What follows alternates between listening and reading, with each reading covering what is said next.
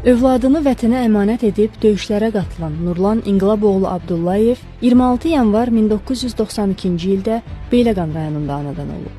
Nurlan Abdullayev 1999-cu ildə Beyləqan rayonu Nəsimə Allahverdiyev adına 1 nömrəli tam orta məktəbin 1-ci sinifinə daxil olub. 2010-cu ildə orta məktəbi başa vurduqdan sonra Tərtər rayonunda yerləşən N saylı hərbi hissədə müddətli həqiqi hərbi xidmətdə olub.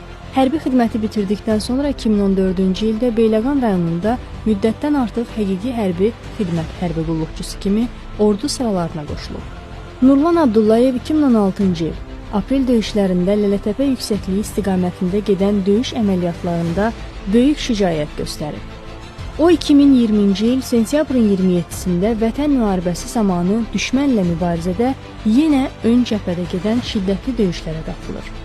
Abdullayev sentyabrın 30-da Füzuli rayonu kənd Horadiz istiqamətində gedən döyüşlər zamanı qəhrəmancasına şəhid olub.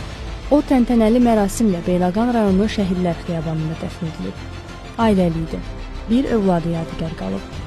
Azərbaycan ərazilərinin işğaldan azad olunması zamanı döyüş tapşırıqlarını yerinə yetirən zaman mərdliyin və igidliyin göstərilməsinə görə Azərbaycan Prezidenti İlham Əliyevin sərəncamlarına əsasən Nurlan Abdullayev ölümündən sonra igidliyə görə, Füzulinin, Cəbrayılın azad olunmasına görə və Vətən uğrunda medalları ilə təltif edilib.